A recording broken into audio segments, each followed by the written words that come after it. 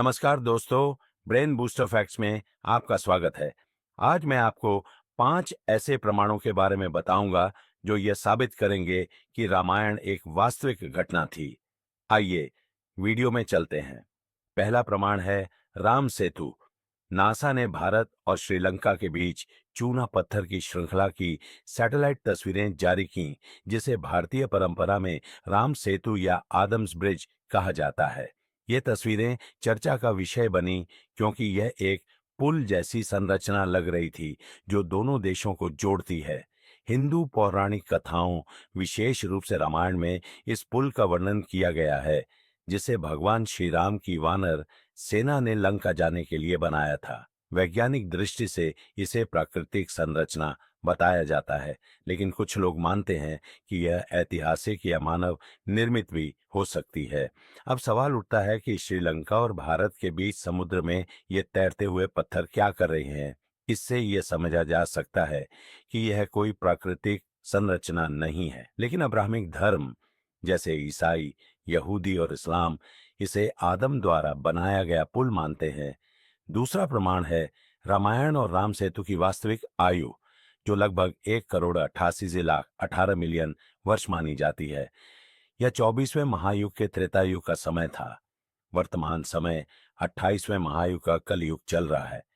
इसका मतलब है कि रामायण 24वें त्रेता युग में 1.8 करोड़ वर्ष पहले हुई थी। वर्तमान समय सप्तम मनवंतर, 7वां मनवंतर है। मैं हिंदू धर्म में समय गणना के बारे में अगले वीडियो में विस्तार से बताऊंगा। तीसरा प्रमाण है अयोध्या से लंका की यात्रा। रामायण में वर्णित है कि भगवान राम 21 दिनों में लंका से अयोध्या लौटे थे। जब श्री राम ने रावण का वध किया तो इस दिन को दशहरा के रूप में मनाया जाता है। जब श्री राम अयोध्या लौटे तो इसे दिवाली के रूप में मनाया जाता है। दशहरा और दिवाली के बीच सटीक 21 दिनों का अंतर होता है। श्रीलंका से अयोध्या तक पैदल यात्रा करने में 21 दिन लगते हैं। यह रामायण के घटनाक्रम और वास्तविक समय की दूरी के बीच एक बड़ा संयोग है। चौथा प्रमाण है 4 दांतों वाले हाथी।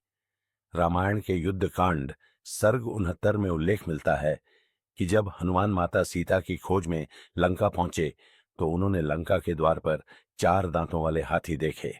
ऐतिहासिक रूप से यह बात सत्य साबित होती है, क्योंकि गोम्फोथेरस गोम्फोथेरस नामक हाथियों की एक प्रजाति 1,88,00,000 वर्ष पहले पृथ्वी पर मौजूद थी।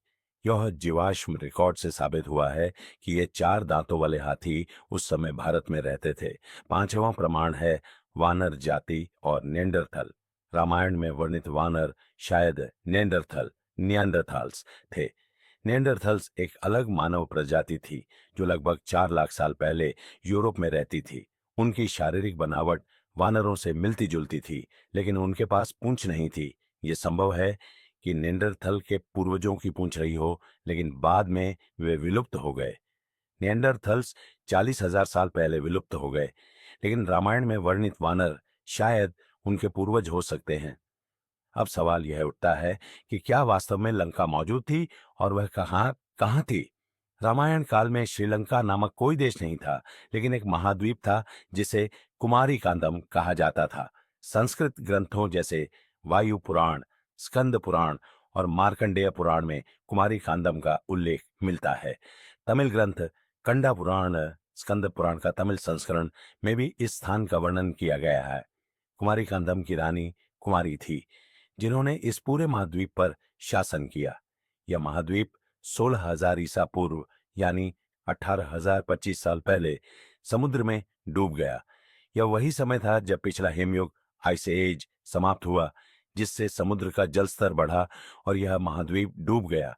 विदेशी वैज्ञानिकों का मत भी कुमारी कांदम के अस्तित्व को स्वीकार करता है। वैज्ञानिक इसे लेमुरिया कहते हैं।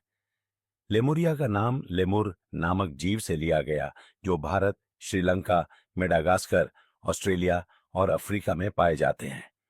वैज्ञानिकों ने इस बात की जांच की कि आखिर ये जानवर सिर्फ इन 4 स्थानों पर ही क्यों मिलते हैं।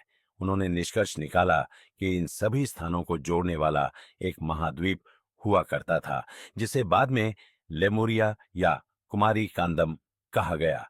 धन्यवाद दोस्तों। इस वीडियो को देखने के लिए लाइक, सब्सक्राइब और बेल आइकन दबाना न भूलें।